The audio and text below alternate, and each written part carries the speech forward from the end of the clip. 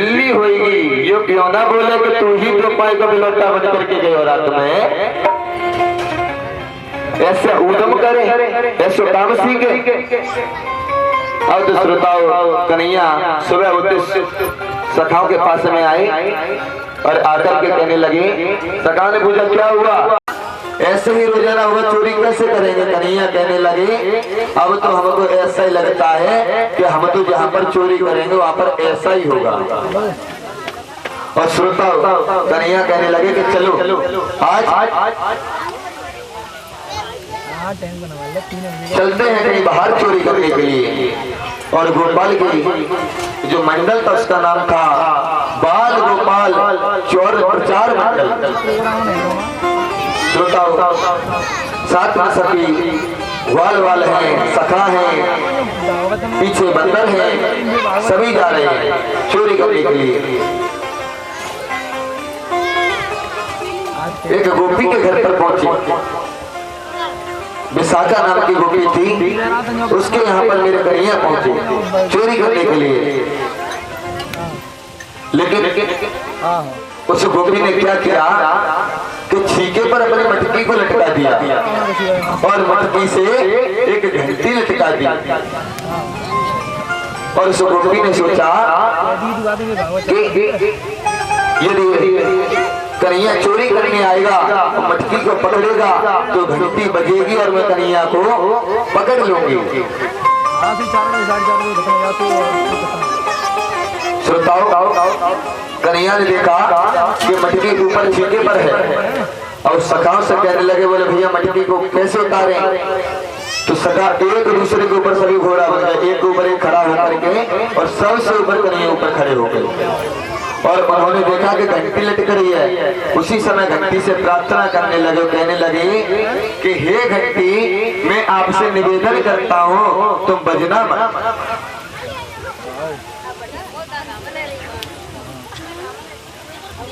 तुम बजना मत। श्रोताओं पहले कन्हैया ने बंदरों को माखन लुटाया, ग्वाल वालों को खिलाया, सभी ने माखन खाया। और जैसे ही कन्हैया माखन खाने के लिए हुए कि घंटी बज गई और जैसे घंटी बजी तो उस विशाखा ने कन्हैया को रंगे हाथ पकड़ लिया और तो सभी निकल करके भाग गए, लेकिन कन्हैया पकड़े गए।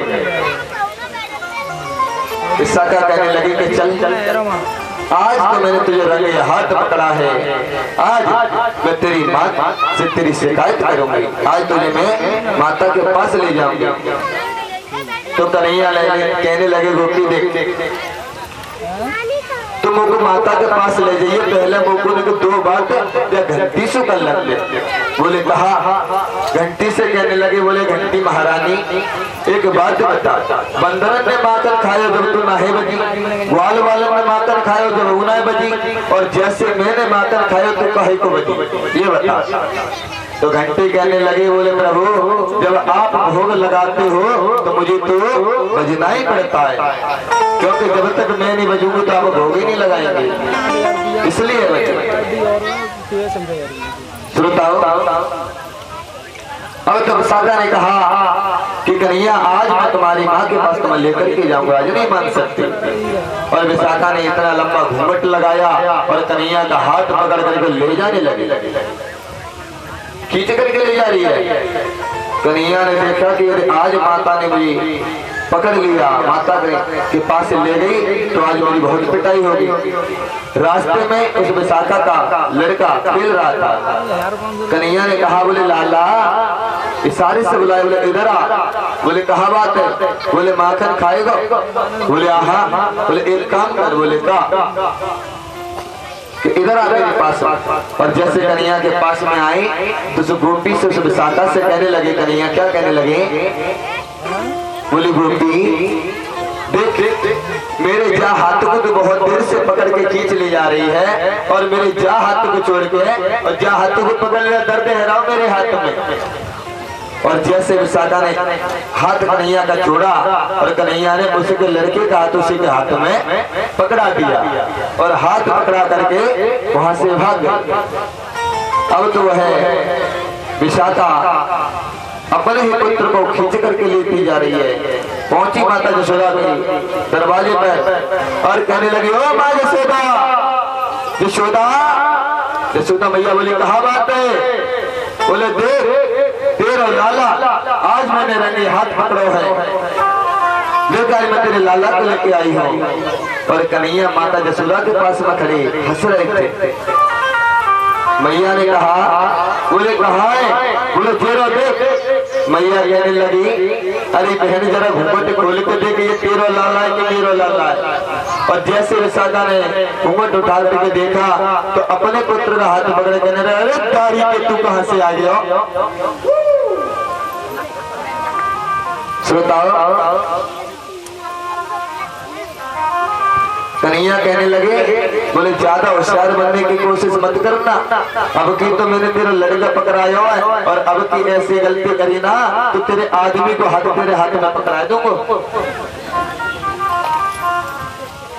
श्रोताओ, ऐसी लीला करते हुए सभी सखियां माता यशोदा के पास में उल्हाना देने के लिए आ रही हैं। सभी सखियां माता यशोदा के पास मां उल्हाना देने के लिए कहने लगी, माँ तुम्हारा लाला चोरी करे। और कहने लगी कि मैया तुम्हारा लाला बड़ा ऊधम मचावे। मैया कहने लगी, कहा ऊधम मचावे? तो एक गोपी बोली, बोले मैया एक दिन मेरे घर में सत्यनारायण भगवान की कथा थी और तुम्हारे लाला मेरे घर पर पहुंचे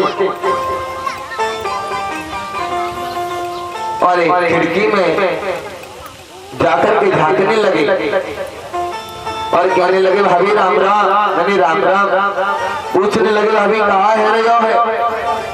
तो मैं बोली, बोले कछु ना आए, सत्यनारायण भगवान की आज पूजा होगी। तो भाभी कहाँ बना रही हो? बोले कि मैं भगवान की पूजा के लिए सामग्री बना रही हूँ। तो तुम्हारे लाला कहने लगे, बोले भाभी जी जामे से एक पकौड़ी मोकू दे दे।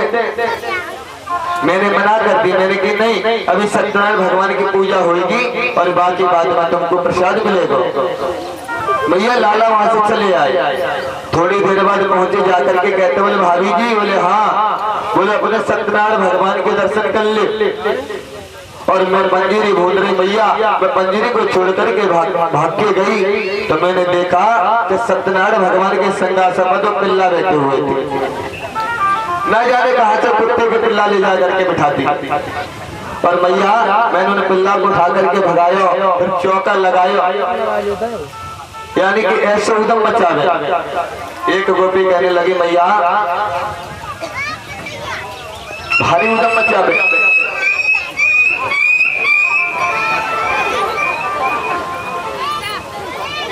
मैया कहने लगी, अच्छा। बोले ऐसा उदम मचावा? बोले हाँ।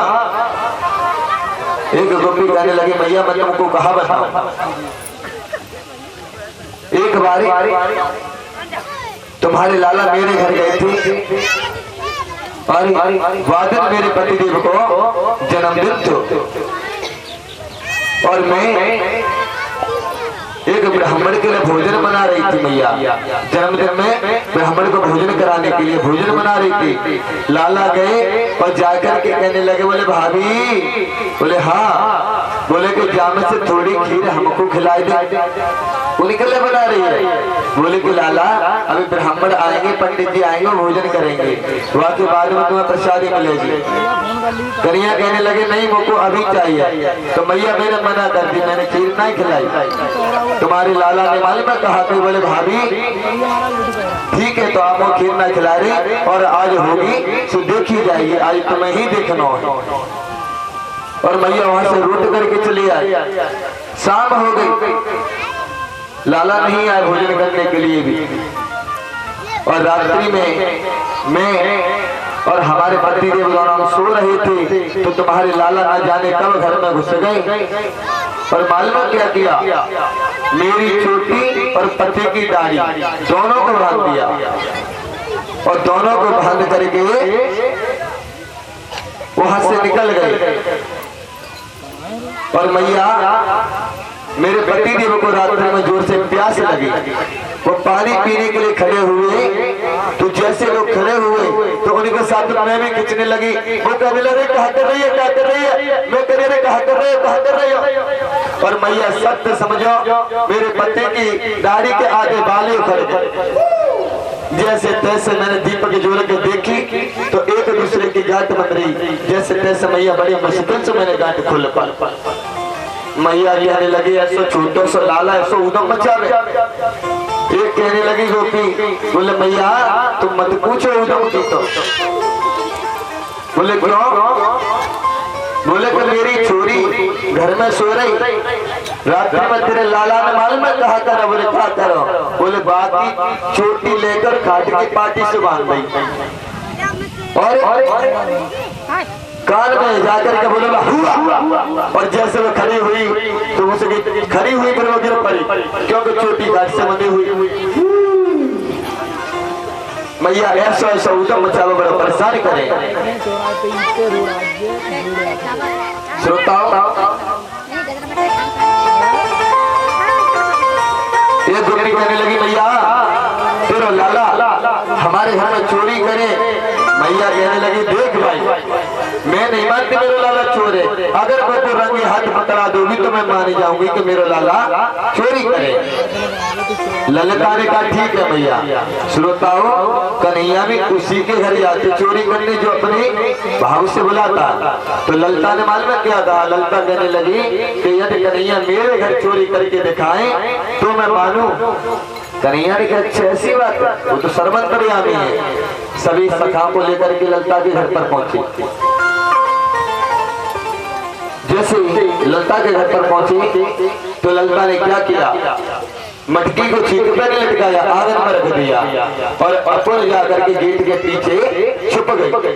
मेरे कन्हैया जैसे वाल मंडली के साथ में प्रवेश किया अंदर, माखन की मटकी में हाथ डाला और ललिता ने गेट बंद कर दिया। कन्हैया को पकड़ लिया और कहा कि कन्हैया आज तो तुझे मैं तेरी मैया के पास लेकर के जाऊंगी।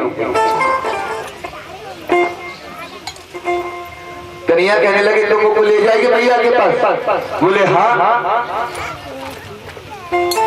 बोले गोपी देख मैया के पास मत ले जाए, और नहीं तो मैया मुझको बहुत मारेगी। सत्य कहता हूँ आज के बाद मैं चोरी तेरे घर बहू नहीं करूंगा, मुझको आज छोड़ दे। बोले नहीं मैं ना छोड़ूंगी। कन्हैया कहने लगे कि उस दिन विशाखा भी तो मुझको लेके गई थी, याद है कि नहीं है? ललिता को याद आ गया। बोले हाँ। तो ललिता कहने लगी बोले मैं घूंघट लगा कर नहीं जाऊंगी, मैं घूंघट लगा के नहीं जाऊंगी और मैं तुम्हें ऐसे पकड़ करके ले जाऊंगी। कन्हैया कहने लगी देखो गोपी मान जा। काफी प्रार्थना की नहीं मानी तो कन्हैया कहने लगी तो मैया के पास तो ले ही जाएगी ठीक है, लेकिन थोड़ा मुझको जल तो पिला दे, मुझको प्यास लग रही है। और जैसे ही ललिता एक हाथ से तो कन्हैया का हाथ पकड़े हैं और एक गिलास भर करके पानी लाए और कन्हैया ने क्या किया? जैसे मुख में पानी लिया और उनकी आंखों में कुल्ला कर दिया। अब तो उसने हाथ छोड़ करके आंखों को पीड़ा, इतने में कन्हैया विपुल चक्कर हो गया, वहां से भाग गए। श्रोताओ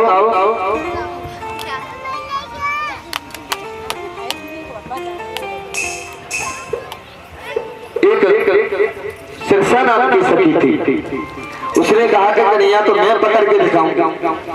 कन्हैया ने कहा ठीक है। कन्हैया उसके यहाँ पर चोरी करने पहुंची तो उस गोपी ने कन्हैया को रंगे हाथ पकड़ लिया और कहने लगी कि ना तो मैं तुझे मैया के पास खींच करके ले जाऊंगी और ना ही मैं तुझे जल पिलाऊंगी। आज मैं तुझे यहीं पर बांधूंगी इस खंभे से और मैया को यहीं पर बुला करके लाऊंगी, फिर देखती हूँ आज तू कैसे बचता है। कन्हैया कहने लगे गोपी अरे तुमको मालूम है मेरी मैया मुझको बहुत डांटे और मेरी बहुत पिटाई करेगी, अगर तूने पकड़वा दिया ना तो बहुत पिटाई होगी। अच्छा एक बात बता, मेरी पिटाई होगी तो तुमको कहाँ मिलेगा? गोपी कहने लगी जब तो तुमको मालूम पड़ेगा चोरी को नतीजा। बोले गोपी ने मान जा। बोले ना मैं नहीं मानूंगी, आज तो मैं तुम्हें यहीं पे बांध दूंगी। श्रोताओ वह गोपी वह सखी कन्हैया को बांधने लगी। कन्हैया को बांध रही है लेकिन बांध नहीं पाया। जैसे गांठ लगाते रस्सी छोटी हो जाती। और सखी कहने लगी कन्हैया से, बोले कन्हैया तुम बंधते क्यों नहीं हो? तो कन्हैया कहने लगे बोले गोपी मैं ऐसे थोड़े ही बंधू। बोले बोले कि मैं तो 2.5 गांठ में बंधता हूँ, 2.5 गांठ में। बोले 2.5 गांठ कैसे होती है? बोले ला मैं बताऊं। बोले ठीक है बताओ। बोले हो जा खंबे के पास मैं खड़ी। और खंबे के पास मैं खड़ी करके कन्हैया ने और उसको रस्सी से बांध दिया। अब सखी बोली गोपी कहने लगी बोले कन्हैया अब तो मैं सीख गई 2.5 गांठ लगाना। ठीक है खोल। कन्हैया कहने लगे गोपी मुकु गांठ बांधो आवे खोल तो आ गई ना। और उसको एक बांध करके चले गए।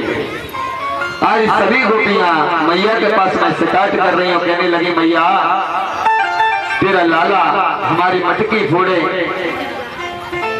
कि अरे मैया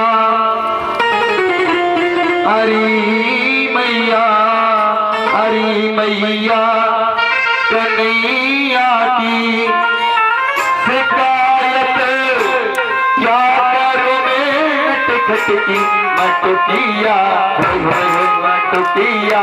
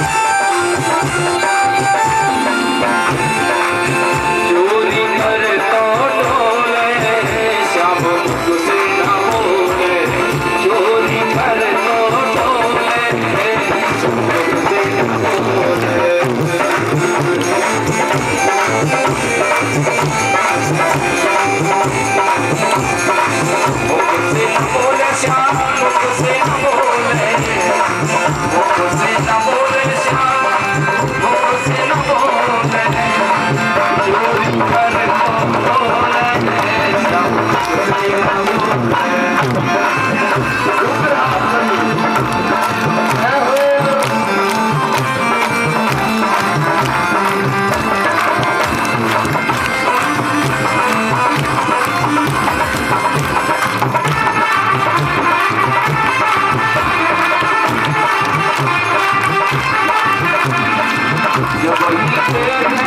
सुनी पाकर सुनी पाकर सुनी बोले श्याम से न बोले, चोरी कर बोले श्याम से न बोले।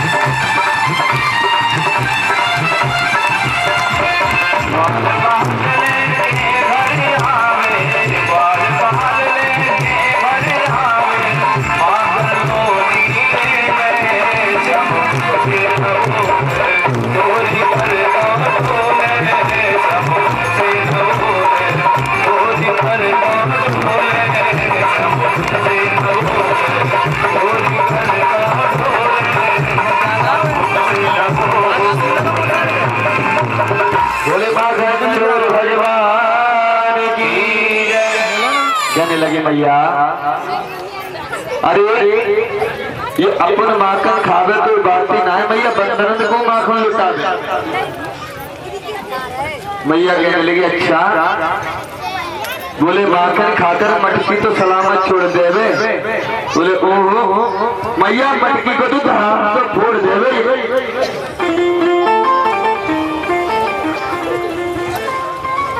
और हमें पकड़ना भी चाहे तो मैया ऊंचे पर ताव देके जाला, बोले नंद को छोड़ा जा रहा है, पकड़ सके तो पकड़ के दिखाए। मैया कहने लगे 2.5 वर्ष को छोड़ा मुझे पर ताव देवे। पप्पी कहने लगे मैया अपने मन लगाओ। मैया ने गुस्सा में आकर के तेरी नजर से गोविंद की तरफ देखा, गुस्सा में बोली चोरे लाला ये गोपी ठीक कह रही है। कन्हैया बोले मैया तेरी सौगंध खाई के कह रही हो, मैं तो ये ही ना जानू कि जिनको घर कौन सी गली में। ये सब झूठ बोले मैया, और मैया की तो भोली है, इनकी बात में आ जाए। क्या कहने लगी कि इनको पतियारो करे मैं तस्करी ऐसा, चोरी नाम मेरो धरा मेरा होन न देवे ब्याह। अरे मैया ये गोपी बहुत चालाक है, तो इनकी बातों में मत आ जाए, बड़ी चतुर है। मैया कन्हैया मैया के सामने कन्हैया सफाई प्रस्तुत करते हैं श्रोता। मैया ने कन्हैया को कान पकड़ लिया। श्री सुखदेव जी कहते हैं राजन अपरिचित से दृश्य को देखो, माँ जसोदा ब्रह्म का कान पकड़ती है और कृष्ण डर के मारे थर थर कांप रही है। मैया ने कही चोरे जो जो बड़ा हो तो जाए, तुम्हें बिगड़ तो जाए। अरे कहा जरूरत है तो कुछ चोरी करेंगे। हमारे घर कितनी गाय है कि 9 लाख गाय तेरे नंद बाबा के, और नित्य माखन होई। कन्हैया बोले ये गोपी जबरदस्ती मेरे मुख पर माखन लगा देवे मैया, और फिर चोर चोर करके मेरी बदनामी करे। तो भूरी है इनकी बात में मत आ जा मैया।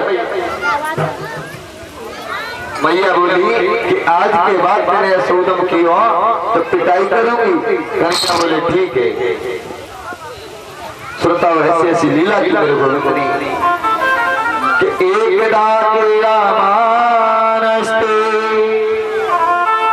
रामादागो उदारिका कृष्णो मृदा भक्षितवानिता मात्रेण्यवेदया।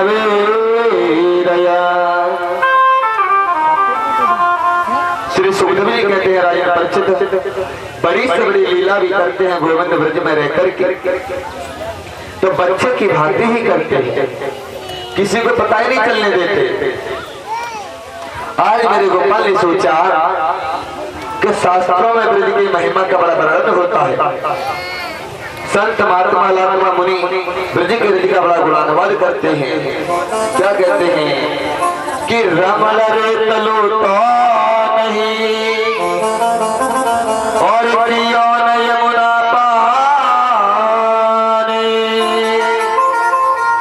रे मन तू समझो नहीं ब्रज को तो महाने। जो रमल भी नहीं लेते यमुना पान नहीं किया उसका ब्रज में रहने का क्या मतलब है। तो आज खेलते खेलते कन्हैया ब्रह्मांड घाट पर पहुंच गए और मिट्टी के मकान बना करके खेल रहे हैं गोविंद। अभी कृष्ण की उम्र है तकरीबन 3.5 वर्ष। मिट्टी का मकान बना करके खेल रहे थे। खेलते खेलते एक बड़ा सा डेला मिट्टी का लिया और मुख में धर लिया। कन्हैया ने मिट्टी खा ली। ब्रजवासी बोले लाला तेरे मुख में कहा है? बोले ओ अरे मुख में कहा है तेरे? बोले ब्रजवासी बोले बलराम भैया यानी तो मिट्टी खा ले। दौड़ करके बलराम ने लाला का हाथ पकड़ लिया। तू रोज मिट्टी खावे, आज मैया से तेरी पिटाई करानी है, चल। सब हाथ पकड़ करके मैया यशोदा के पास में लाई और शिकायत लगा रही हैं कि तेरे लाला ने माटी खाई यशोदा अपनी माई। कहने लगी मैया तेरे लाला ने मिट्टी खाई। मैया चौको बोलो हमारे संग खेल रहे हो तो और खेलते खेलते जाने इतना बड़ा माटी को डेला अपने मुख में धर लिया। और जैसे यशोदा ने सुनी कि लाला ने मिट्टी खाई तुरंत भीतर से निकल करके आई और बाल कृष्ण का कान पकड़ लिया। श्रोताओं छड़ी दिखा रही है। श्री सुखदेव जी कहते हैं राजन परीक्षित सावधान, क्या ब्रह्मा की ताकत है कि भगवान को छड़ी दिखा सके? कि शंकर की ताकत है कि भगवान का कान पकड़ सके? ये तो केवल शक्ति मां यशोदा में। बता तूने माटी कैसे खाई?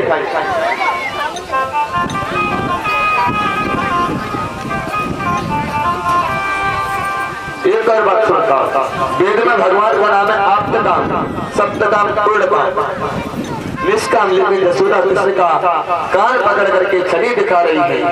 क्या कह रही है कि तस्मान भवाना भक्तवान रहा बदलती तावता होते कुमारास्ते गिरजोपया। चौरी अजातात्मा क्यों रे क्यों रे बंदरों के यार तूने मिट्टी खाई? तुम्हारे चाचा कह रहे हैं कि तूने मिट्टी खाई और तुम्हारे बड़े भैया बलराम भी कह रहे हैं कि तूने मिट्टी खाई। कन्हैया बलराम जी की ओर बगल में जाकर के खड़े हो गए। बलराम से बोले कि मिट्टी खाने की शिकायत आपने मैया से करी। बलराम बोले तेनुआ खाई तो सही, सो ही मैंने कह दी। कन्हैया बोले तो हम भी मैया से कहेंगे कि दाऊ भैया को भाग तो गोला खावे। बलराम ने सोचा बोले तुम्हारी पिटाई के बाद में होगी, पहले हमारी हो जाएगी। तो बलराम कहने लगे बोले मैया मेरे सामने तो मिट्टी खाई ना है और बाद में ये दिखाई होए तो मुंह को माल में लाए, क्योंकि अपना बचाव तो करना ही करना है।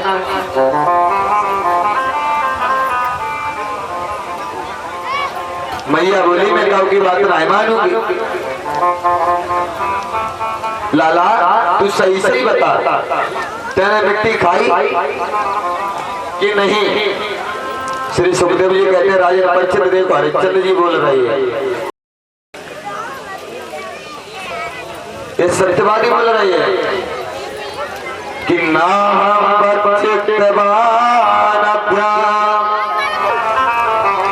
सर्वे नित्यावसांसिना यदि सत्याग्रह है समक्षा पश्चिमे मुखा। कि मैंने मिट्टी नहीं खाई मैया, मैंने माटी नहीं खाई मैया। ये सब ब्रजवासी झूठ बोले, तुम्हें विश्वास नहीं होवे तो मेरे मुख में देख ले। मधुमल बोलो कि बड़ा चालाक बने, अरे वो मुख में थोड़े वो तो पेट में पधार गई होगी। मैया ने अच्छा मुख खोल करके दिखाओ, थोड़ी बहुत तो लगी होगी। और जैसे मेरे गोविंद ने मुखार बिंदु को खोला, श्रोता संपूर्ण ब्रह्मांड कन्हैया के मुख में दिखाई देता है। ब्रह्मांड में 14 प्रकार के लोग हैं, 14 लोग कृष्ण के मुख में दिखाई दे रहे हैं। मृत्यु लोक में 9 प्रकार के वर्ष हैं, वो भी कन्हैया के मुख में दिखाई देते हैं। 84 कोष के ब्रजमंडल में गोकुल नगरी है, वो भी कन्हैया के मुख में दिखती है। और गोकुल नगर में 85 चौका यशोदा का महल है, वो भी कन्हैया के मुख में दिखता है। और महल के द्वार पर मैया लाला का कान पकड़ करके छड़ी दिखा रही है, यह दृश्य भी कन्हैया के मुख में दिखाई दे रहा है। मैया यशोदा तो एकदम डर गई और सोचने लगी ये क्या है, यो है, मैं कुछ सपना देख रही हूँ या किसी देवता की माया है या मेरी बुद्धि खराब है गई। फिर बोली ना तो मैं सपनों देख रही, ना मेरी बुद्धि खराब थी और ना तो देवता की माया है कि मेरा लाला को भगवान दिखे। हे भगवान जी, मैंने आपको कान पकड़ करके बहुत बड़ी गलती की, अब कभी मैं आपका कान नहीं पकड़ूंगी। कन्हैया ने सोचा कि मैया ने तो भगवान मान लिया तो अलमारी में बिठा देगी, गड़बड़ हो जाएगी। इसलिए कन्हैया ने कहा कि वैष्णवी वितनो माया पुत्र स्त्री मये विभो। वैष्णवी माया को आदेश किया कि जो भी कुछ माता यशोदा ने मेरे मुख के अंदर देखा है उसको दूर किया जाएगा और उसको दूर कर दिया। श्रोताओ, मैया बोली तेरे मुंह में मैंने कछू अभी देखो। कन्हैया बोले कछू ना देखो, सपनों देखो होगा मैया तूने। कन्हैया बोले कछू ना सपनों देखो होगा। मुख खोल करके कन्हैया ने द्वारा सब दिखा दिया, कुछ नहीं था। मैया से बोले कि मैंने माटी थोड़ी खाई मैया, मैंने तो ब्रज रज खाई। माँ यशोदा को ब्रह्मांड दर्शन कराया, ऐसे कृष्ण का चरित्र, इसका कोई क्या वर्णन करेगा श्रोताओ। कि बिना प्रेम रीझे नहीं नट वर्ण किशोरी, कितना भी यज्ञ करिए श्रोताओं, कितना भी अनुष्ठान कीजिए, पर जब तक प्रेम नहीं आएगा तब तक गोविंद की प्राप्ति नहीं हो सकती।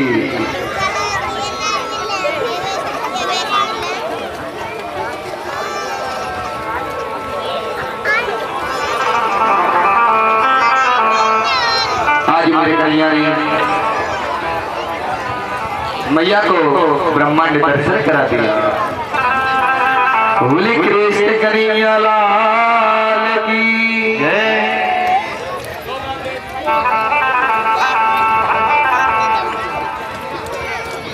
हरे राधे। बोले बाके बिहारी लाल की जय। तो आइए शरबत पीते रहिए और प्यारा सा भजन इसका भी आनंद लेते रहिए। तेरे नाम की ओर चुनरिया चुनरिया, तेरे नाम की ओर चुनरिया, मैं तो नाचूं बीच बाजार में। ऐसी हालत हो गई मेरी सामरिया के प्यार में। ऐसी हालत हो गई मेरी सामरिया के प्यार में। तेरे नाम की तेरे नाम की तेरे नाम की ओर चुनरिया, ऐसी नाचूं बीच बाजार में। ऐसी हालत हो गई मेरी सामरिया के प्यार में। ऐसी हालत हो गई मेरी सामरिया के प्यार में। देखिए बड़े बूढ़े नाच रहे हैं, कम से कम आप ताली को बजा सकते हैं। दोनों हाथ को उठा कर बजाओ सही। जय भोले।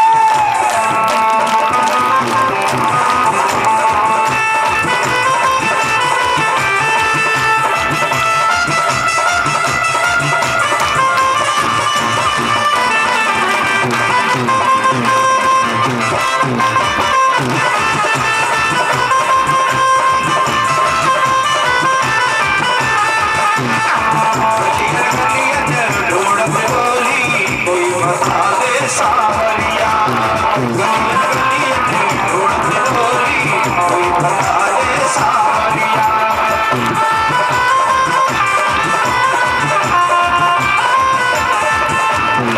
कांच है लेकर के दिल में तो हो गई बावरिया। कांच है लेकर के दिल में तो हो गई बावरिया।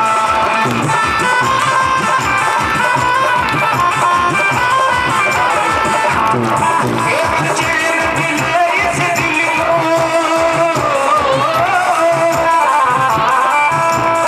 केवल चैन मिले इस दिल को, तेरे ही दरबार में। ऐसी हालत हो गई मेरी सावरिया के प्यार में। ऐसी हालत हो गई मेरी सावरिया के प्यार में।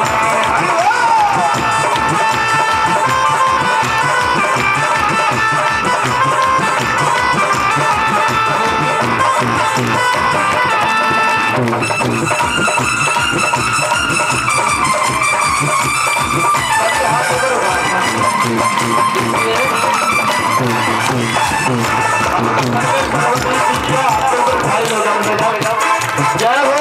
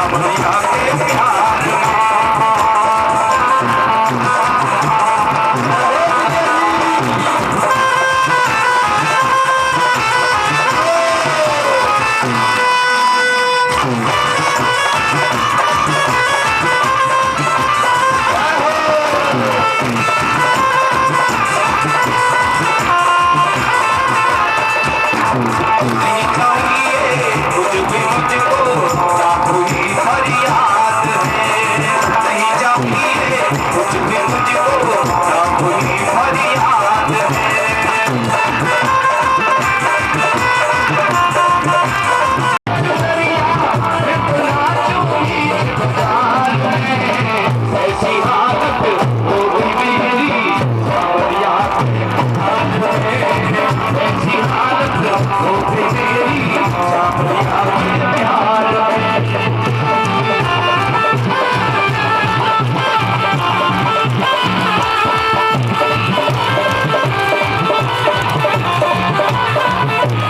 ऐसी हालत हो गई मेरी सावरिया के प्यार में ऐसी हालत हो गई मेरी सावरिया के प्यार में ऐसी हालत हो गई मेरी सावरिया के प्यार